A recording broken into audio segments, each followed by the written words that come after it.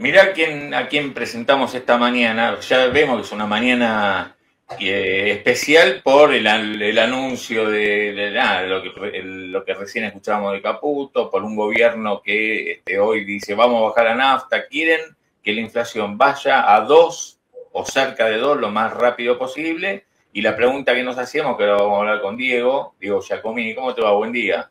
¿Qué tal, Claudio? ¿Cómo andas? Bien, bien. Qué lindo verte por acá. Gracias, Claudio. Y nada, ayer había versiones en el mercado de distintas fuentes, de que están interviniendo el dólar futuro para que justamente el dólar se pegue, o un intento por pegarlo a la banda de abajo. Pero ahora vamos a charlar con vos. No sé si lo escuchaste a Caputo recién, si no acá te tenía preparado a Furiase, porque también dio... Escuchame un segundo. No lo escuché ahora. Igual sé lo que hacen, sé lo que dicen. Si querés, te explico todos sus errores intelectuales monetarios, que de teoría monetaria saben muy poco, sobre todo Furiase. A ver, espera un poquito. Entonces, si vamos a meternos ahí, yo te quiero hacer escuchar a vos y a todos, digamos, lo que dijo Furiase, pues él va a lo técnico, Furiase va a los medios. Vos fíjate que Caputo 3 veces dijo hoy lo importante que es para nosotros comunicar bien. Y va Furiase a los medios, pues efectivamente es un buen comunicador, yo creo que mejor que Caputo incluso, es un buen comunicador. El problema es que no sabe. Bueno, esperá, ahora por Voy eso... a explicar por qué. Lo conozco de toda la vida, sabe muy poco de teoría monetaria. Ahora vamos a escuchar. ¿Por qué? De 10. Escucha. Vamos a escuchar, porque él dice, no hay, dice en línea con lo que acaba de decir Caputo, dice Furiase, no hay ningún fundamento para que haya inflación. Escuchemos lo que dice. ¿Vimos en lo financiero, monetario, económico en términos generales? Totalmente, en términos macroeconómicos. Para darte una idea, nunca tuvimos en Argentina la conjunción de estos factores. Superávit fiscal, es decir, un Estado que recauda más de lo que gasta. Se acabó la emisión monetaria, en 6 meses este gobierno terminó con la emisión monetaria y ahora tenemos, en lo que fue esta tercera fase, un banco central que está recapitalizado. Se había dejado de emitir, sí. Obviamente no se recuperaron las reservas a la velocidad que hubiésemos querido, porque si bien el Banco Central compró 25.000 millones de dólares en el MULC, que es récord, se tuvo que usar 15.000 millones para pagar deuda y recibimos un Banco Central prácticamente fundido, y con este préstamo con el fondo y otros organismos recomponemos las reservas líquidas de libre disponibilidad con desembolsos inmediatos de 20.000 millones de dólares. Eso da una macroeconomía que nunca se vio en Argentina y es la razón por la cual no hay fundamentos macroeconómicos para que haya inflación en Argentina. Bien. Ahí está el título, no hay fundamentos macroeconómicos para que haya inflación. Y ahí, bueno, escuchaste recién los argumentos que él daba. Bueno, vayamos al grano, punto por punto. Furiase tiene un gran problema monetario, de conocimiento y de fundamentos monetarios, porque desconoce que lo relevante a la hora de pensar en el dólar, en la inflación, digo el dólar y la inflación porque vos decís, las intenciones de ellos es que el dólar vaya al lugar que ellos quieren, las intenciones de ellos es que la inflación vaya hacia donde ellos quieren, ¿no? De hecho, han cambiado programa cambiario porque fracasaron. Han cambiado 3 veces la política monetaria porque han fracasado, porque ni la inflación ni el dólar terminan comportándose como ellos quieren. Pero ¿cuál es el problema intelectual? Lo relevante a la hora de pensar en Argentina, que monetariamente es diferente a todos los países del mundo.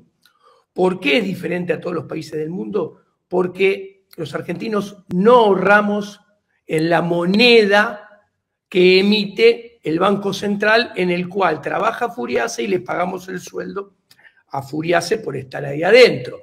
Y esto es un gran problema, porque le falta, para que se entienda, una gran parte, la mitad, un tercio, un cuarto, a la demanda de dinero.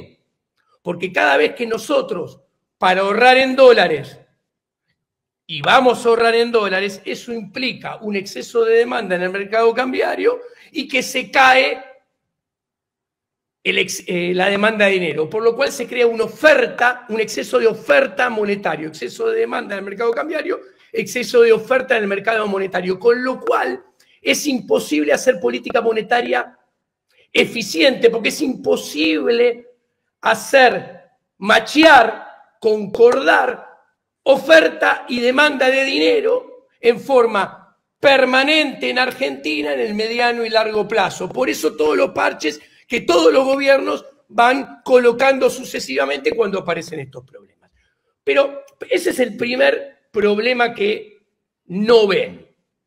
Segundo problema, para atacar el problema que recién comenté, Furiase tiene que tener en cuenta que lo que importa es la liquidez total. ¿Ok? Empezando en el campo monetario, lo que importa es M3 en Argentina. Y voy a explicar por qué. Porque para correr contra el dólar, no solamente importa el flujo, o sea, si alguien está creando dinero ahora mismo, que ya lo voy a analizar, y Furiase también se equivoca, sino que importa el stock, o sea, los pesos que hay para correr. Y acá no importa si el peso en el pasado lo creó el Estado emitiendo para dárselos al Tesoro y pagar una jubilación que generaba déficit fiscal, por poner un ejemplo, o fue creado por el sistema bancario creando depósitos desde la nada o crédito artificial sin contrapartida de ahorro desde la nada con encaje fraccionario y dinero fiat. El dinero ya está creado.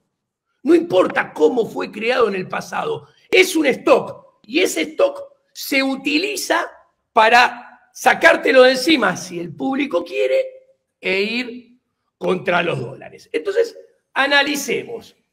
Cuando nosotros miramos y comparamos voy a dar números redondos para no volver loco a la gente, analizamos la evolución del crédito privado contra el 28 de junio del año pasado, cuando se anunció la emisión cero, vos te encontrás que en términos nominales ese crédito aumentó 130%. ¿Ok? O sea, hay una masa de dinero en forma de crédito que aumentó 130% nominal, cuando en realidad la inflación, pongamos un número redondo, fue 30%. ¿Ok? Listo. Al mismo tiempo, cuando vos mirás los depósitos a plazo fijo, ¿cuál es el punto? ¿Qué ilustra que tengo razón? Yo, pero no solamente yo, cualquiera que sabe teoría monetaria. Carlos Rodríguez dice lo mismo que yo, pobre Furiase. Aumentó los depósitos a plazo fijo, aumentaron 80%. ¿Y dónde vemos que es relevante lo que yo digo? Que en Argentina no hay depósitos a plazo fijo a 365 días o a 720 días o a 150 días. Están todos a 30 días. Entonces, ¿qué quiero decir? La gente que encima no hace los plazos fijos todos juntos al mismo día, puede haber un desarme de plazo fijo que empiece hoy y en 30 días potencialmente se desarman todos. ¿Ok? Sigamos. Cuando vos mirás M2, que es caja de ahorro y cuenta corriente, depósitos a la vista, sí, vos ahí te encontrás que el crecimiento en términos reales, en el límite, redondeando, casi es nulo. ¿Esto qué te pone en evidencia? Te pone en evidencia que la creación secundaria del dinero, los bancos también emiten, Furiase, primera clase de monetaria de macroeconomía básica, no emite solamente el Banco Central base monetaria, emiten los bancos, emiten dinero bancario en forma de depósitos, en forma de crédito. Cuando vos mirás y te das cuenta que los depósitos a la vista crecieron en el límite, redondeando casi cero, ¿qué sucede? Esto es caja de ahorro y cuenta corriente. Estos son depósitos transaccionales. Que cuando juntamos las tres cosas que digo, vos ves que sí. El crédito al sector privado aumentó 130% y los depósitos a plazo fijo, que son todos a 30 días, aumentaron 80, 90% nominal, todos muy, pero muy, entre 3 y 4 veces por arriba de la inflación. Vos te das cuenta que una gran porción de la creación secundaria del dinero no fue a la economía real, porque no aumentaron los depósitos a la vista en términos reales. ¿A dónde fueron? A depósitos a plazo fijo. El crédito, en una proporción relevante, está financiando o ha financiado el carry trade. Ha financiado hacer tasa de interés en pesos con un tipo de cambio nominal que baje, lo cual implica hacer todavía más tasa de interés en dólares. ¿Y qué quiere decir esto? Que todo el mundo que está haciendo carry trade está jugando el juego de las sillas, pensando que ellos van a seguir sentados en la silla porque van a ser los primeros que van a salir del peso para pasarse el dólar con el tipo de cambio todavía bajo. ¿Qué implica esto? Esto tiene intrínsecamente dentro de ello, este fenómeno, una potencial caída de la demanda de dinero en pesos cuando salgan de los pesos para pasarse a dólares que tienen implícito un potencial desequilibrio de exceso de demanda en el mercado cambiario. Eso en algún momento, que no se sabe cuándo va a ser ni con qué fuerza, va a implicar primero salto del dólar y después inflación, aceleración de la inflación. ¿Ok? Ahora, empecé con los agregados monetarios más grandes y estoy bajando. Sí. Ahora, Furiase, que no sabe teoría monetaria, y yo lo estoy explicando porque no sabe, inventaron el punto Banker, la base monetaria amplia, se inventan que hacen teoría monetaria berreta. A ver, la teoría monetaria dura, que ellos dicen adherir a ella, explica muy sencillo. Mira, vos, para controlar la inflación, primero tenés que tener un banco central independiente. Este banco central es el más sin autonomía y más dependiente del Poder Ejecutivo Nacional de la historia argentina. ¿Por qué? Porque está en manos de una consultora, en la cual un dueño de la consultora es ministro de Economía. El otro dueño de la consultora es presidente del Banco Central. Y el analista que cargaba los Excel y hacía los grafiquitos es empleado de ellos. Y está en el Banco Central y los mandan con Pablo Rossi a decir cosas equivocadas. Les cuento. ¿Por qué no tiene independencia? A las pruebas me remito. Hicieron exactamente lo mismo que hacen todos los gobiernos argentinos. Inventaron unas utilidades del Banco Central. ¿Por qué digo que inventaron unas utilidades del Banco Central? Recién Caputo dijo, fueron ganancias genuinas. No la vamos a usar como se hizo siempre para financiar el gasto, sino que la vamos a usar eventualmente para pagar deuda si es que los bancos, en vez de refinanciar, hacer el rollover de esa deuda, deciden dar, como están haciendo, dijo Caputo, más créditos. Entonces, nos refinancian menos. En ese caso vamos a usar, acaba de decir Caputo, esa ganancia que dijo genuina. Javier Milei, que yo conozco, a lo que dice Caputo, a lo que dice Furiase, los aniquilaría, porque te estaría explicando todo lo que yo te explico. ¿Ok? ¿Cuál es el problema? Vos para tener utilidades genuinas tenés que producir. tenés que producir bienes y servicios, venderlos, que la gente te los demande, obtener una ganancia de verdad.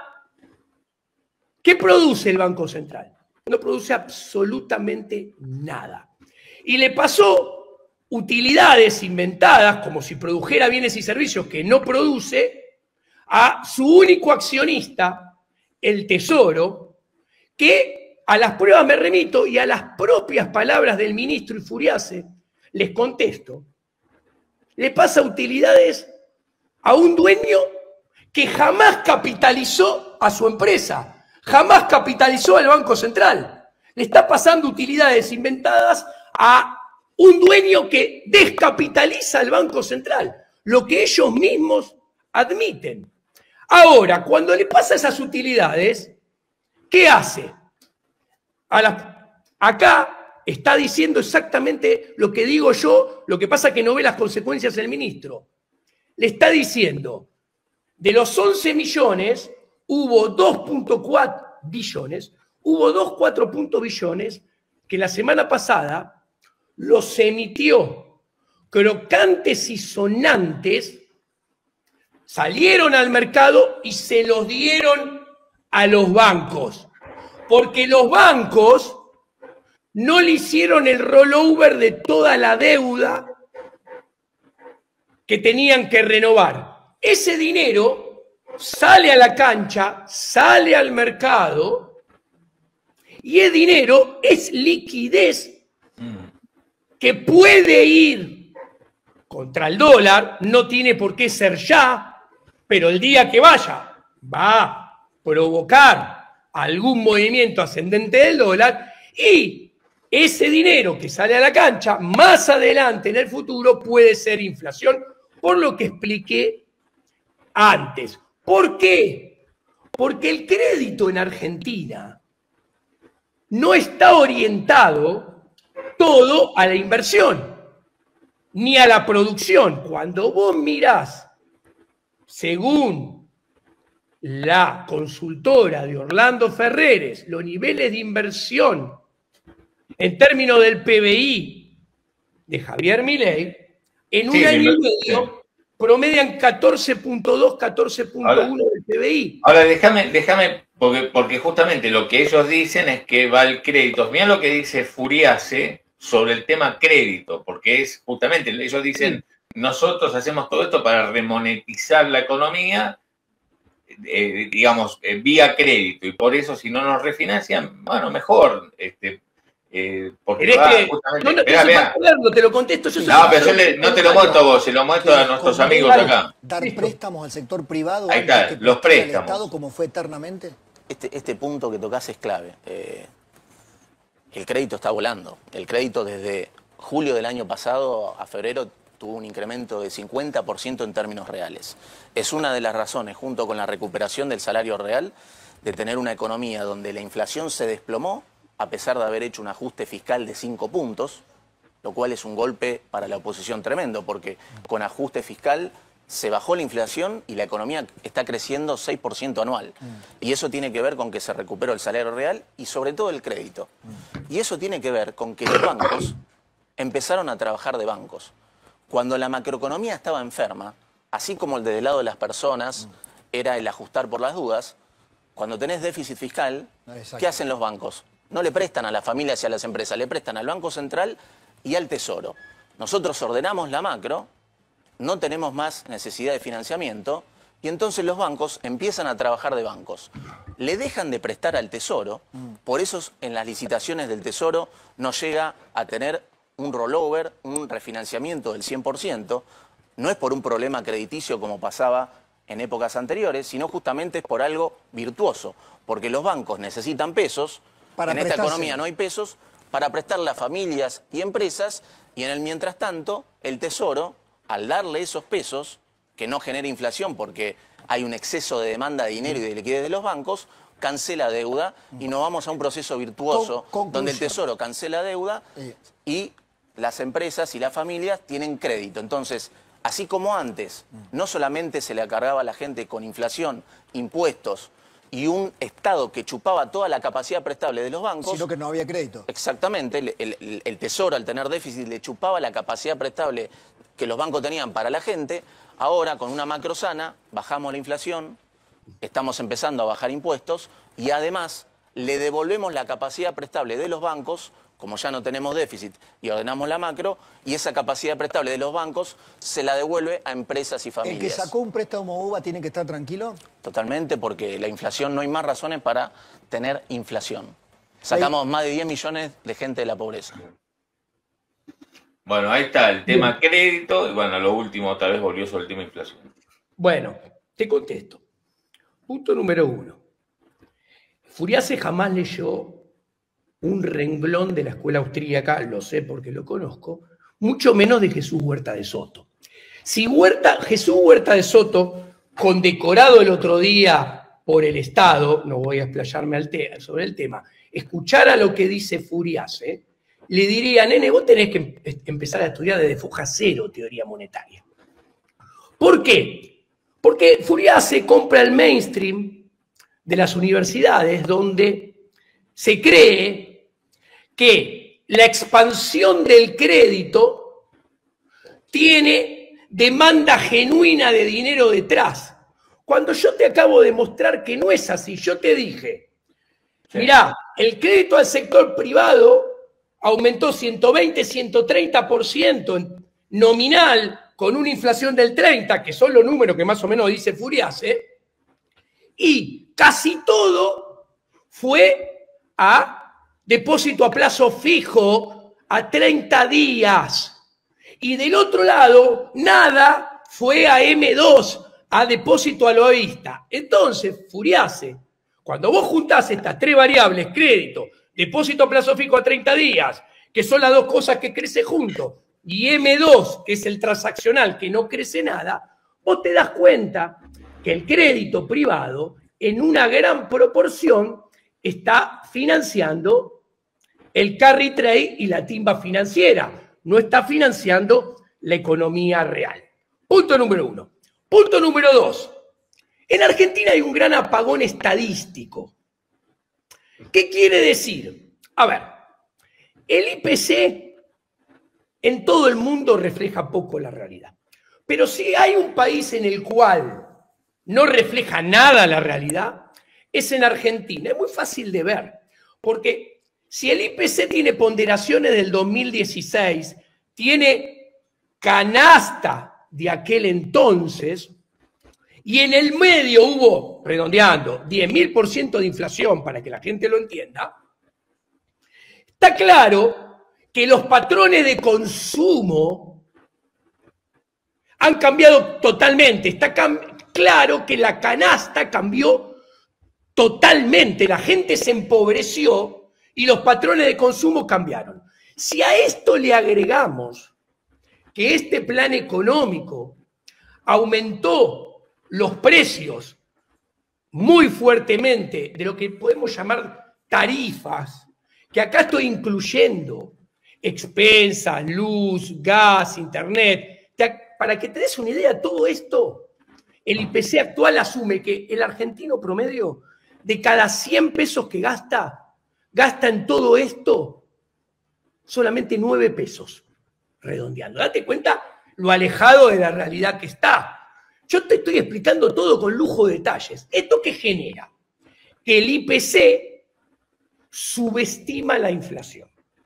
Ayer Lavagna dijo que en poco tiempo van a dar a conocer, después de las elecciones en realidad, ¿no? Bueno. El nuevo ¿Y IPC. por qué? Te cuento por qué. Me estás dando la razón con tu intervención sobre el comentario de Lavagna.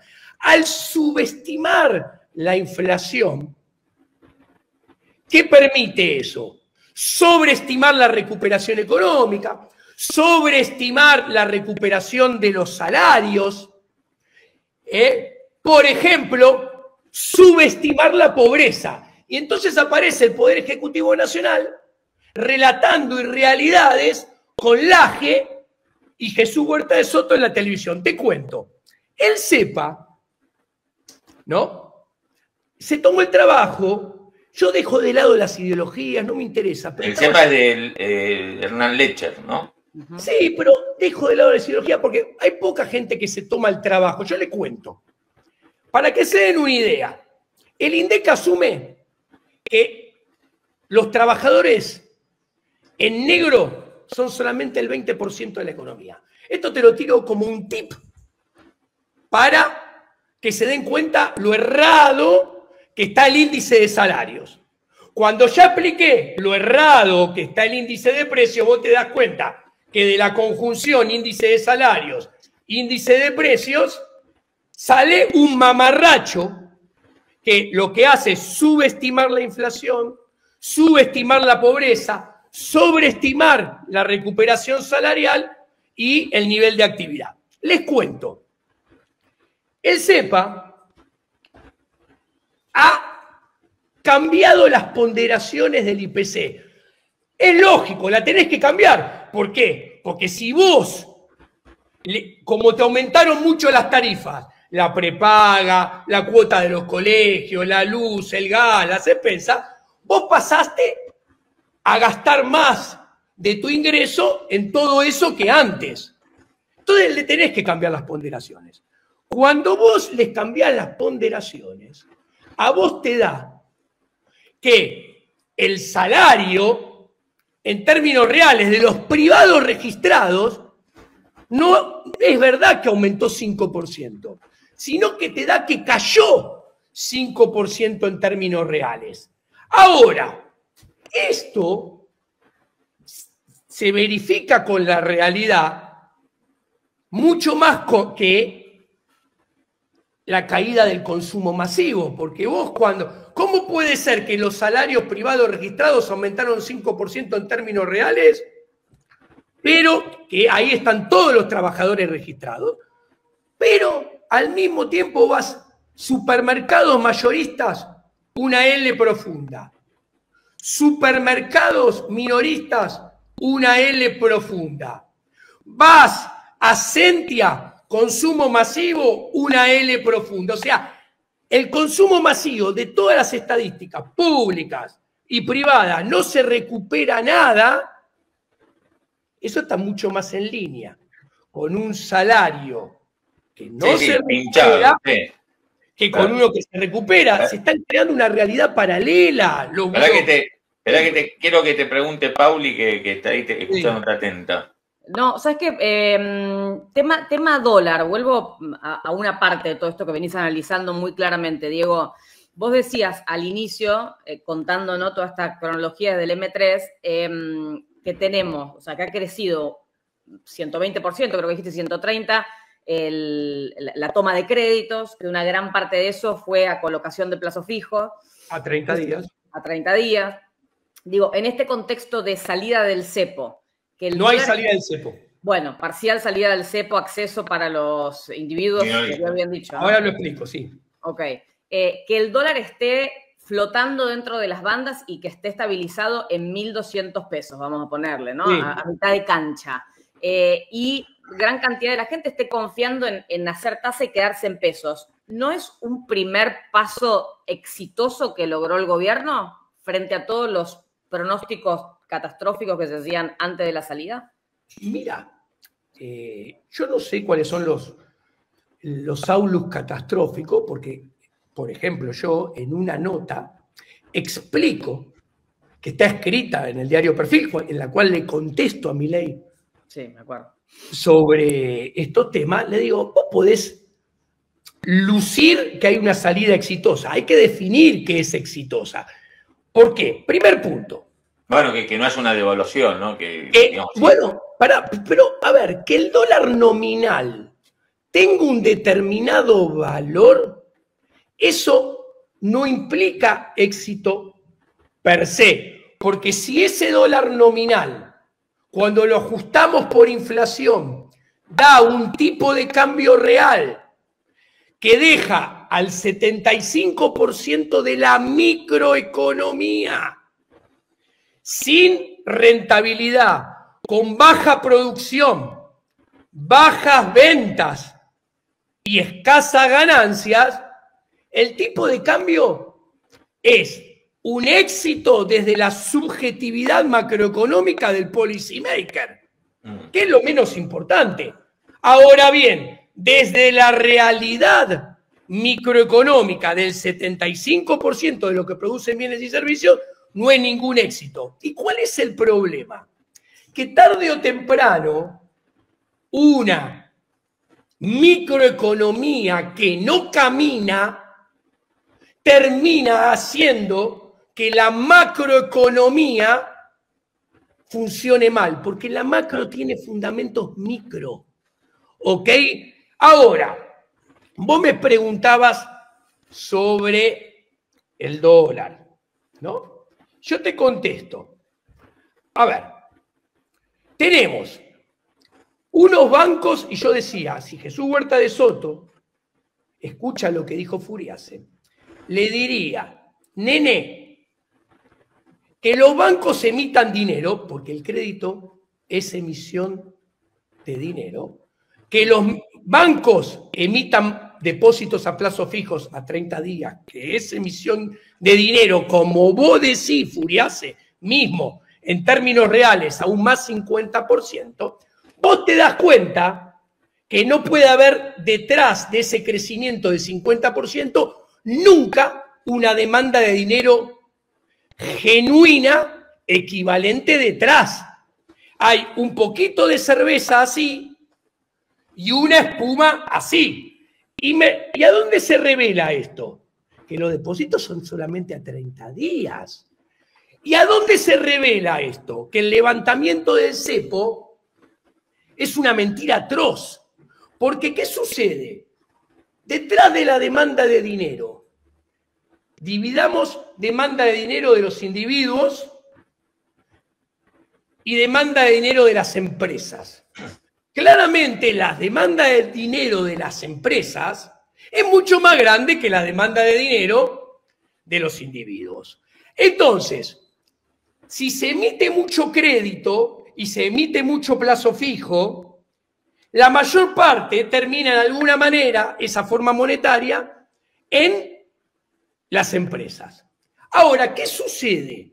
Si las empresas llegaran a desarmar sus colocaciones en pesos, para que se entienda, doy un ejemplo metafórico. Desarman sus bonos en pesos, desarman sus plazos fijos en pesos, desarman su fondo de inversión en pesos, para pasarse al dólar, habría una caída de la demanda de dinero realmente muy fuerte y un aumento de la demanda de dólares muy fuerte que generaría un gran desequilibrio de exceso de demanda en el mercado cambiario, saltaría el dólar y después se aceleraría mucho la inflación. A ver, pero ¿por qué ese es tu escenario? Déjame cerrar, Claudio.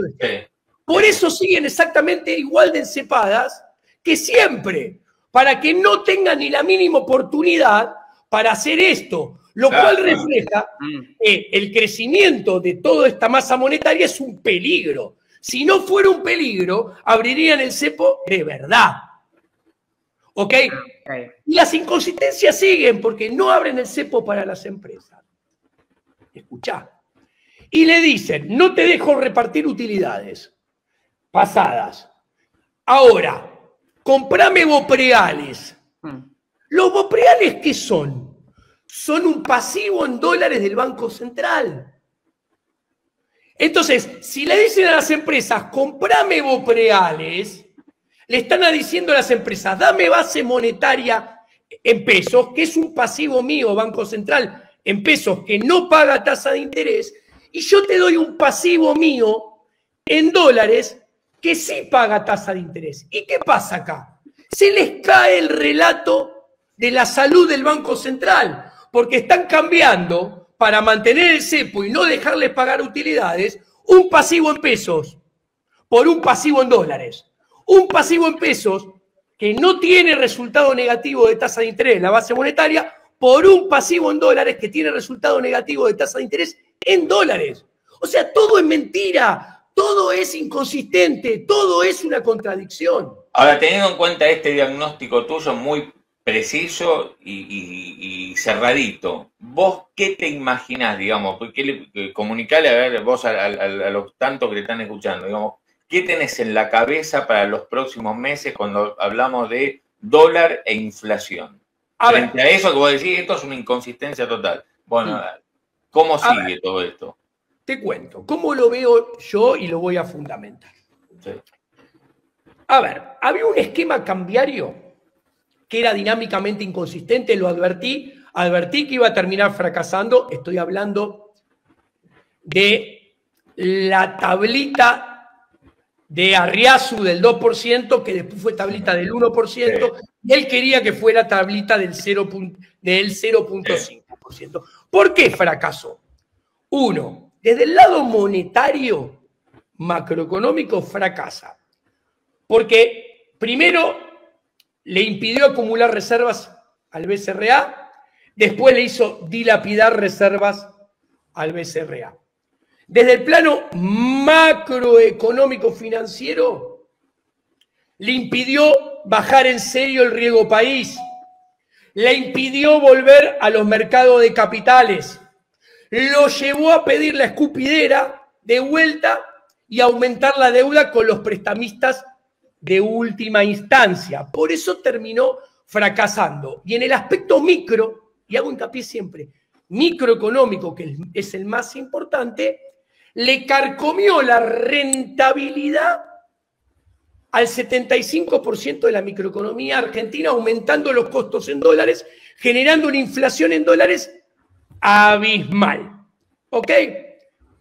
Ahora bien, el nuevo esquema cambiario, para que no sea dinámicamente inconsistente y pueda perdurar en el tiempo, todo esto que no pudo arreglar y después terminó empeorando el anterior sistema cambiario, este nuevo lo debería enmendar y solucionar con creces. Si nosotros vemos que con este esquema cambiario sigue habiendo inflación en dólares, la rentabilidad del 75% de la microeconomía no levanta cabeza, si las reservas no se acumulan en serio, si el riesgo país no baja en serio y si no se vuelve ya a los mercados de deuda, este programa será dinámicamente inconsistente y también terminará fracasando. O sea que esta idea de Milei, pues, dos cosas. Caputo acaba de decir, se terminó la Argentina regalada en dólares, ¿no? Es un título de esta mañana. Milei diciendo, nosotros, a menos que el dólar vaya a 1000, no vamos a comprar reservas.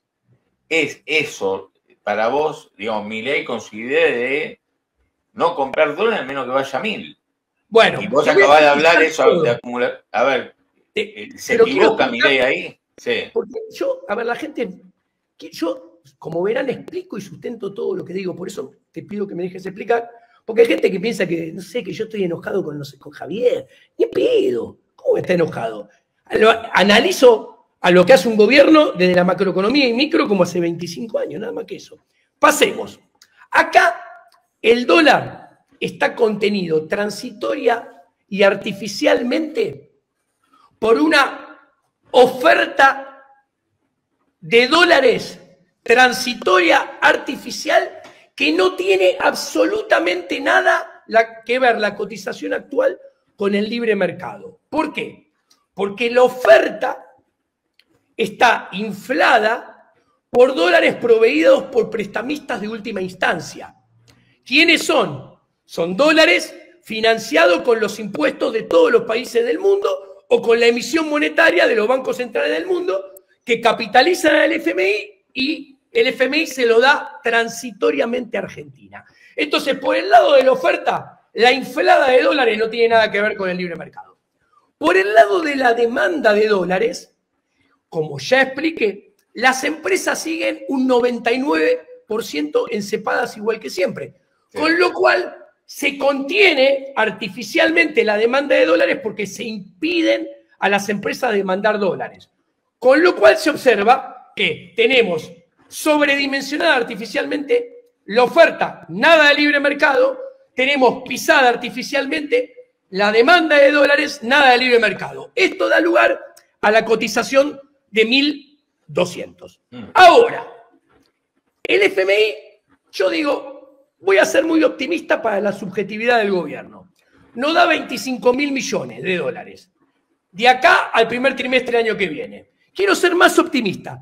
todavía. Nos da 31.000 millones de dólares cuando metemos la ripo de los bancos, cuando vendimos al FMI y todos los otros parásitos de organismos internacionales. Ok. ¿Para cuándo? Eso parece una andanada de dólares. Sí, sí. Es una andanada de dólares en la foto y en la publicidad de cortísimo plazo de estos meses. Pero cuando paso al cortometraje y a la película de mediano plazo, siguen escaseando los dólares como locos. ¿Por qué? Porque esos 25.000 millones de dólares alcanzan para cubrir todos los vencimientos de deuda de Argentina hasta dentro de 12 meses. Nada más. Entonces, si Argentina no vuelve a los mercados voluntarios de deuda ya, ¿qué va a pasar?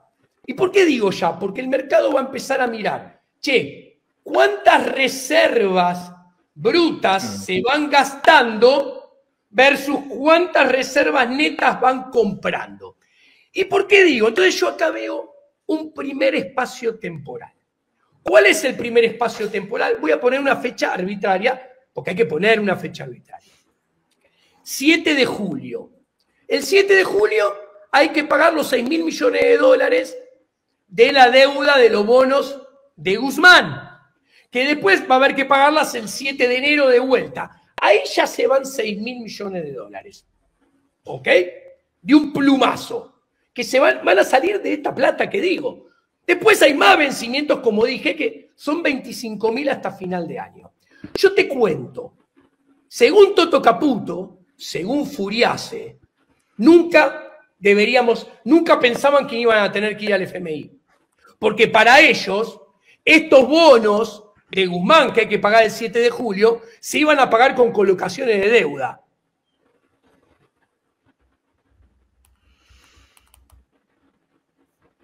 Y no le salió. ¿Hola? ¿Me están viendo? Sí, perfecto. Los dejé de ver, esperen. Ah, ok. Los dejé de ver porque me entró una llamada y tengo el teléfono enlazado. Bueno, ustedes me ven, yo no los veo. ¿Pero quién te va a llamar? ¿Cómo te van a llamar? Y estás en vivo. Y qué sé yo, ¿viste? Yo, en el mientras que vos nos ajustás, te hago un comentario para que vos en todo este que nos ahí estoy de vuelta, ya lo veo. Sí. Es si no ves inversión extranjera genuina productiva que entre vía RIGI, que nos pueda traer dólares. Te cuento. Después vuelvo, te contesto lo que me preguntaste y vuelvo al otro. Dale. La economía argentina está desinternacionalizada. Esto no es como los 90 que vos tenés, por ejemplo, las utilities, que eran de capital extranjero. Hoy en día son de capital nacional. ¿Ok? Entonces, por ejemplo, las energéticas son mayormente capital nacional. ¿Esto qué implica? Que si hay inversión, que te repito, hoy en día la inversión privada de Javier Milei, promedio de su año y medio de gestión, es la más baja de los últimos 5 presidentes de Néstor Kirchner para acá. Es 14% del PBI. Está en línea con el 2020 que estábamos encerrados. O sea, no hubo presidente que haya tenido menos inversión que Javier. Hasta ahora. Es el que tiene menos. Ahora, el RIGI, como todas las empresas son nacionales, ¿sabe con qué van a invertir? Con la plata que tienen cepada de utilidades encerradas acá dentro del 2018. Porque son nacionales y tienen utilidades sin distribuir. Entonces, si llegan a invertir algo, no van a ser dólares de afuera. Y el RIGI te permite traer dólares, pero te exige que los apliques a la compra de bienes de capital importado. O sea, entra por una ventana y sale por la otra. Con esto te estoy explicando que no hay que esperarse fuerte inversión del RIGI, que es tu pregunta. Además, la inversión privada depende de muchas variables que todas le están jugando en contra, como los términos de intercambio que están cayendo, a menores términos de intercambio, menos inversión, a la expectativa de la volatilidad del tipo de cambio, que a más volatilidad, menos inversión, porque si vos fracasa un esquema cambiario, lo cambiás por otro, vas a prestamista de última instancia y mantenés el dólar artificialmente y ponés toda la batería para eso, en realidad lo que estás sincerando que el tipo de cambio tiene que ser en algún momento más elevado de lo que es hoy actualmente. Y acá vuelvo a esto. Los dólares en la película, como acabo de demostrar, escasean. Si los dólares escasean, es mentira que hay reserva de libre disponibilidad. O en el extremo es casi mentira. Porque si no hay mucho, hay que administrarlos. Y si hay que administrarlos, no se pueden utilizar para lo que vos quieras. ¿Ok? Porque son muy escasos. Pero porque vos decís dólares escasos. Yo te digo, tenés toda la cosecha gruesa que está por entrar. Tenés la balanza energética que durante años fue negativa y ahora se dio vueltas, positiva. Digamos, hay dólares que te pueden entrar. Yo te contesto. Voy paso por paso, Londres. Sí. Cuando vos mirás hasta ahora los últimos 7 años y haces una limita de liquidación de exportaciones de la cosecha gruesa, el 2024 por escándalo es el que menos liquidación tiene. ¿Ok? Punto número 1. Punto número 2. Yo del otro lado te puedo contestar. Lo que liquiden de un lado, los exportadores, más si no interviene el gobierno, se lo lleva del otro lado los importadores. Cuando vos mirás el balance cambiario, cuando vos mirás el balance comercial, en la tendencia promedio móvil de 3-6 meses, el superávit comercial tiende a desplomarse como un piano, el balance cambiario termina siendo siempre constantemente negativo. Cuando yo te digo que el año pasado, escuchá, después de haber hecho subir el dólar 120%, lograron acumular solamente 8.900 millones de dólares de reservas hasta el 30 de abril. Las reservas cayeron de 8.900 a 6.000 e inventaron el carry trade y el blanqueo para que suban a 11.000. ¿Qué quiero decir con esto? Que la meta de 4.000 no la van a cumplir y la meta de 9.000 mucho menos la van a cumplir. Entonces, obviamente el FMI va a repartir waivers, perdones por todos lados. Sí, obvio. Pero ¿qué sucede? En este primer bloque temporal, dado esta andanada artificial de dólares, seguramente el dólar va a estar contenido. Pero después empieza el segundo bloque que va desde julio, mediados de julio, hasta las elecciones. Ahí eso coincide con la volatilidad y las dudas que generen las encuestas y los potenciales resultados electorales que pueden impactar negativamente en la demanda de dinero, que pueden hacer que los depósitos de plazo fijo bajen al M2 y del M2 se vaya al dólar electrónico y que del M2 baje a base monetaria y se vaya al dólar físico. ¿Ok? Al mismo tiempo coincide con la parte del mercado que se acabó la cosecha gruesa. ¿Ok? La liquidación de cosecha gruesa. Esto coincide, el año pasado inventaron el blanqueo. Ahora, a ver, este último conejo del tamaño de un canguro, que es los 25.000, los 30.000 millones de dólares de los prestamistas de última instancia, la certeza que tenemos que después de esto no hay nada. Es al tesoro. ¿Qué sucede? Rescatarlo. Probablemente en este segundo bloque temporal que estoy diciendo, el dólar vaya hacia arriba y se deslice, converja, vaya a la banda superior. Eso vos lo ves eso de la posibilidad de que vaya o un dólar al techo, lo ves en el segundo semestre, a partir de julio. En este segundo bloque temporal que es agosto, septiembre, octubre, previos a las elecciones. Ahora, si las reservas escasean, cuando toca la banda, el Banco Central no se puede hacer el loco de vender muchos dólares para contener el tipo de cambio. Porque encima el mercado va a mirar eso y va a comparar, che, ¿cuánto estás perdiendo? ¿Cuánto no acumulaste? Y cuanto más venda y menos haya acumulado, más lo va a correr. Y después, no sé cómo, te repito, esto no se puede saber ni el timing, ni la magnitud con exactitud, ni la intensidad. Ahora bien, y después hay que ver el resultado electoral, que termina sucediendo, porque después empieza el tercer bloque temporal, que es, para mí, noviembre, diciembre, enero, febrero, marzo, abril, que van a ser muy largos. Porque, a ver, para que lo visualice la gente, si hoy hay una oferta artificial de dólares, el tipo de cambio más bajo, real. Pero si esa oferta artificial de dólares se va acabando y va bajando, eso te está mostrando que potencialmente más adelante en el tiempo, el tipo de cambio, ante mayor escasez de dólares, porque se van acabando, tiene que ir subiendo. Con lo cual, esto que pasó, que tenemos, como yo también anticipé, una inflación con trayectoria temporal con forma de U, ya la tenemos hoy en día, pero yo no hablaba de esta. ¿Por qué? Porque esta es con U minúscula, la que está sucediendo ahora. ¿Qué pasó?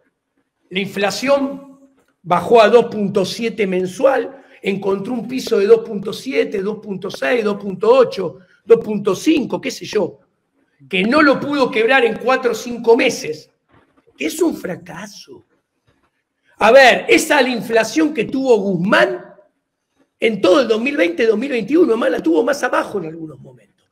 Y ahora le sube a 3.7. Ahora, si a todo esto que yo le expliqué, y vuelvo al principio de esta entrevista que me estás haciendo, sí, se le agrega todo lo que está diciendo Furiase, y vuelvo a Furiase que no sabe teoría monetaria, y lo mete en problemas la escuela austríaca de Jesús Huerta de Soto, que ya expliqué, y lo mete en problemas Milton Friedman de la escuela monetaria. ¿Por qué? Porque, ¿qué te dice? La creación de crédito artificial desde la nada tiene efectos reales, o sea, el dinero es no neutral, o sea, aceita la economía en el corto plazo, aumentando los salarios en términos reales, la producción en términos reales, solamente en el corto plazo. Pero en el largo plazo, cuando las expectativas de inflación se ajusten a la verdadera inflación que está implícita, los efectos reales van a desaparecer y va a terminar habiendo más inflación y va a terminar apareciendo en algún momento del segundo semestre, muy probablemente, una inflación con trayectoria en forma de U mayúscula. Esto lo explica muy bien el modelo monetarista Mark I con expectativas adaptativas de Milton Friedman. O sea, para un poquito, porque yo quiero ir. Espera que antes de hacerte esta próxima pregunta, la despido a Paula. Pauli, la seguimos mañana. Dale, les mando un beso. Chao, chao, Pauli, gracias. Chao, Paula. El tema es, porque acá lo que queremos saber, lo que la gente te está preguntando activamente es, che, a ver, hablemos hasta octubre, que es el corto, medianito plazo, elecciones. Vos, digamos, de acá hasta octubre falta unos cuantos meses, pero el gobierno tiene, ¿verdad? El gobierno tiene la mirada ahí, por eso hoy baja la nafta, por eso las tarifas van a subir 1% en mayo. Tiene toda la idea de que la inflación, justamente lo que dijo recién Caputo, baje lo más cerca posible del 2%. Por eso, y te pregunto de paso si está interviniendo en futuros para que el dólar se vaya lo más cercano a la banda, porque dicen que ahí, a la banda de abajo, recién ahí van a comprar dólares. Digo, está claro que el gobierno quiere mostrar inflación más baja, está tomando medidas, que con el dólar no lo quiere ver volátil, lo quiere ver pegado a la banda de abajo y ver si ahí puede comprar dólares. Entonces la pregunta es, antes de las elecciones, ¿vos ves algún escenario disruptivo respecto de lo que el gobierno está planteando? Que está muy claro lo que están planteando, ¿eh? Dólar otra vez a la baja, no en el 3,7, para abajo, y, digamos, inflación para abajo, no en el 3,7, y dólar lo más tranqui posible, con el relato del tema levantamiento del cepo para minoristas. ¿Vos, antes de octubre, vos ves algo disruptivo respecto de esta dinámica? Te contesto primero con la explicación y después con la conclusión. Primero, este gobierno está haciendo lo mismo que todos. Nos está endeudando con los prestamistas de última instancia más que nunca, que eso es impuestos futuros. ¿Ok? Eso es mayor costo de capital, menos inversión, menos acumulación de capital hacia el futuro, menos crecimiento. ¿Para qué? Para alcanzar en el cortísimo plazo o intentar alcanzar en el cortísimo plazo lo que le interesa, que es un éxito electoral. Entonces, él hace todo esto hipotecando el futuro para tratar de tener controlada o lo más controlado posible el tipo de cambio y la inflación de acá hasta octubre. Y después vemos. Respuesta. ¿Lo puede lograr? Sí, lo puede lograr. ¿Ok? Contundentemente, a expensas de mayores problemas. ¿Y a dónde se revela que esto es político y se prioriza lo político a expensas de lo económico? Se libera el cepo para los seres humanos que son los que votan, que son los que le pueden dar voto al gobierno. Pero no se libera nada el cepo para las sociedades, para las empresas, que son las que no votan. Pero ¿cuál es el problema? Son las que invierten y no invierten. Entonces, acá vemos cómo esto es político electoral y esto perjudica lo económico y la inversión. ¿Ok? Sí. Creo que te lo expliqué. Ahora, si el tipo de cambio permanece en 1000, para poner o 1100 o 1200, todavía está en 1200, ¿eh? O sea, no bajó nada. Arrancó en 1200 y está en 1200. Sí. Si permanece en 1200, o permanece en 1000 o en 1100, y vos tenés en los próximos 5 meses, hago cuenta de almacenero, 2,5% de inflación, eso es, en 5 meses, redondeando, no estoy haciendo la cuenta, 15% de inflación. Si vos tenías un esquema cambiario que tuvo que dejar de lado porque generaba una inflación en dólares y un aumento de los costos en dólares que mataban la rentabilidad, con una apreciación cambiaria que al 75% de la microeconomía no le dejaba hacer negocios a comienzo del mes de abril, vos estás teniendo un éxito político macro empeorando todavía más lo micro de acá a octubre. Si te salís más o menos con la tuya, lo único que estás creando es una olla a presión que realmente en algún momento vamos a tener que pagar los costos en la segunda mitad de mandato, que va a ser macroeconómicamente más complicada que esta primera mitad. Y microeconómicamente veremos, según lo que hagan en lo macro, a la hora de enfrentar esa realidad futura que va a ser más complicada, porque están hipotecando el futuro a expensas de resultados ficticios, transitorios de cortísimo plazo en la arena política y macroeconómica, monetaria. O sea que por eso tu diagnóstico es: el gobierno puede, en el mejor de los casos, salirse con la suya, esto es, inflación contenida, dólar más o menos estable entre 1000 y 1200, y así llegar a las elecciones. Bueno, porque en algún momento... Ojo, yo creo que si el dólar ante las elecciones está en 1400, eso es un exitazo, ¿eh? Es un exitazo, están contentos, ¿eh? Y pero 1400 no es lo mismo que 1000 o 1100 o 1200, digamos, sí, como ahora. En términos reales, el 1400 de octubre es parecido al 1000, es más, es un poquito peor, al 1200 de hoy.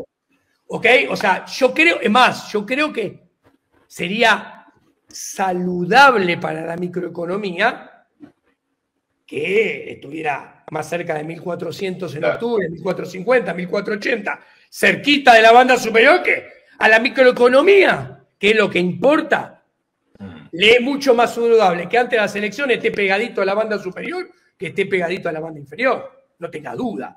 Que esté pegadito a la banda inferior en octubre para la microeconomía sería un desastre.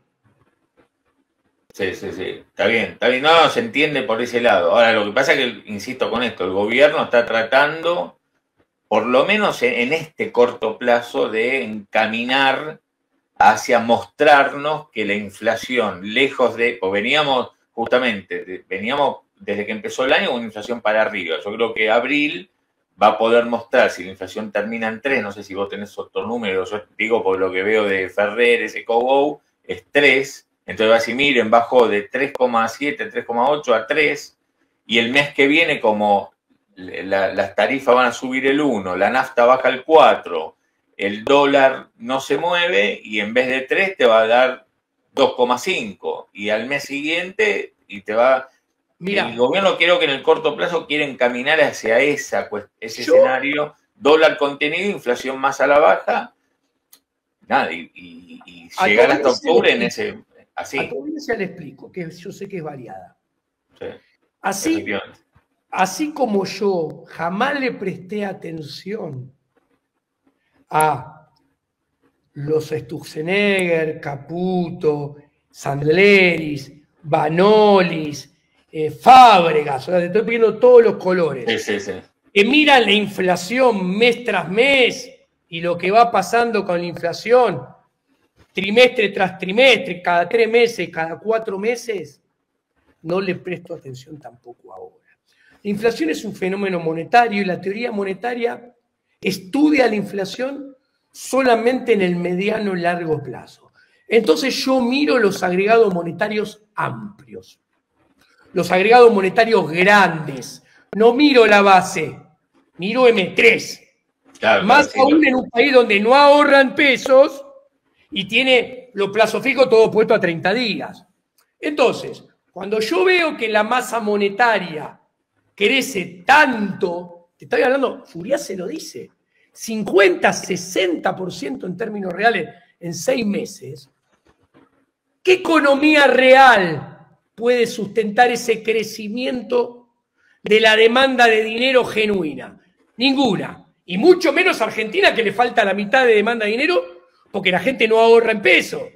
Con lo cual, si esto sigue así, hay que anticipar que sería muy probable que más adelante en el tiempo convergiéramos en algún momento a un tipo de cambio real más alto que el actual y después con más inflación que la que tenemos hoy en día y con riesgo que aparezca una U mayúscula. No como esta U minúscula que acaba de asomar la cabeza, que hacen, se endeudaron con prestamistas de última instancia por 25.000 millones para tratar de darle un garrotazo transitorio a esta inflación con forma de U minúscula.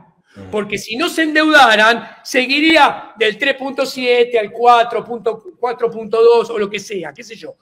Inventan toda esta oferta transitoria de dólares que no es de libre mercado para bajar el dólar artificialmente a 1.000, como dicen querer hacer, para ver si logran darle morfina a esta inflación. Está muy claro. Con forma de U minúscula. Ahora, la morfina no cura. Esconde los síntomas, pero el cáncer sigue creciendo. Pero esto es lo grave. Furiase se vanagloria de la reproducción de las células malignas, porque dice, no, mirá qué bueno cómo los bancos están inventando dinero desde la nada. Ya lo vamos a pagar.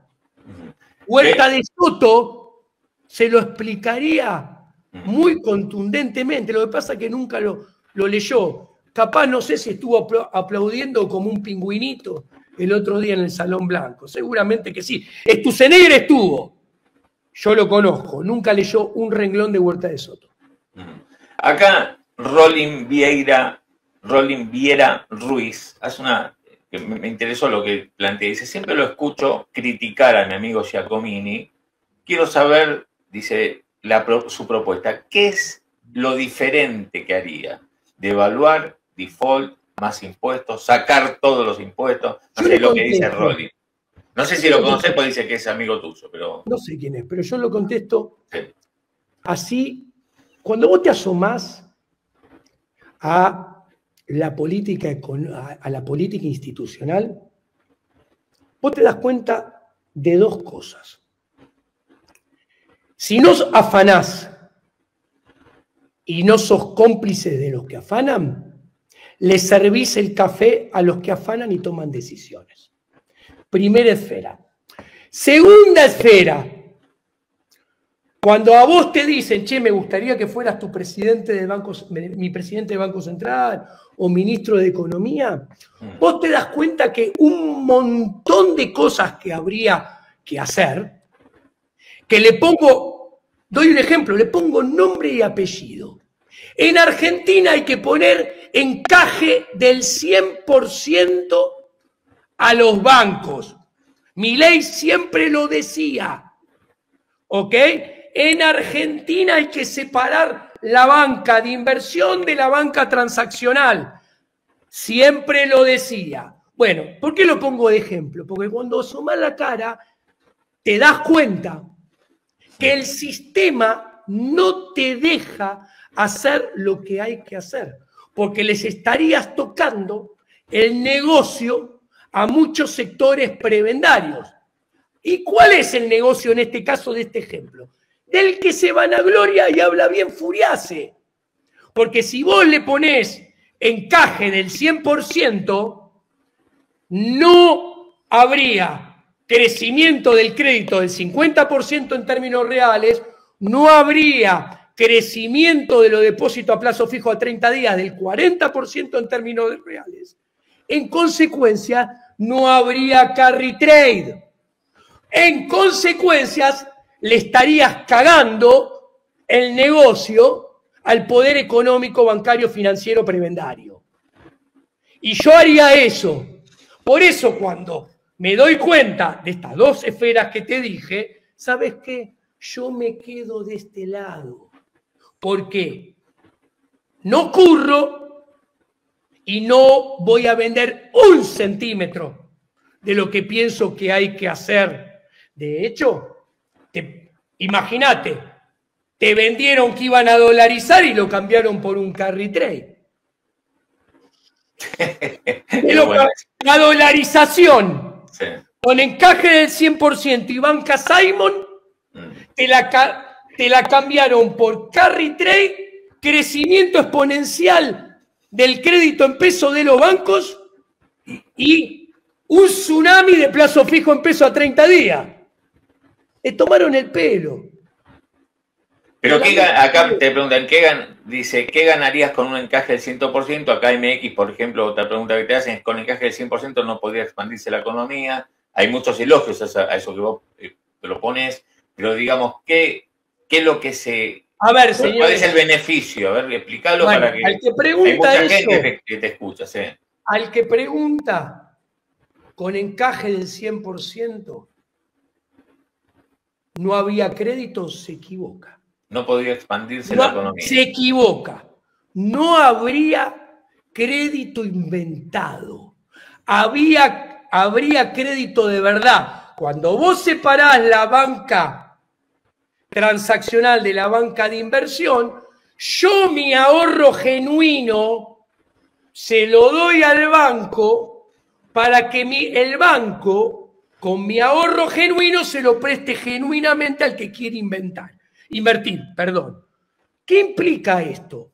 Lo que no habría es crecimiento artificial, burbuja financiera que después se termina pagando con caída del nivel de actividad, aumento del dólar y aceleración de la inflación.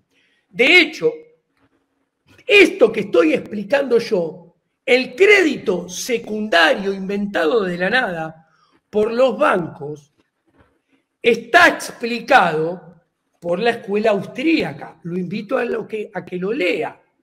Si va a Chicago, tiene dos modelos. Monetarismo Mark I con expectativas adaptativas de Friedman. Monetarismo Mark II con expectativas racionales, originariamente delineadas por Mood y después profundizadas y utilizadas en el modelo por Robert Lucas. Son todos los perritos clonados de Javier. Ok. ¿Qué explica este modelo? El de expectativas adaptativas explica que inventando crédito artificial generás transitoriamente que aumente el nivel de actividad, que aumente un poco el empleo, aumente los salarios a expensas de inflación. Por eso la inflación no perfora ese 2.5 y tienen que inventar un dólar recontraplanchado para ver si lo logran. ¿Ok? Pero después te dice, mira, ese efecto real va a terminar desapareciendo y te va a quedar el efecto inflacionario y va a surgir la inflación con trayectoria en forma de U mayúscula.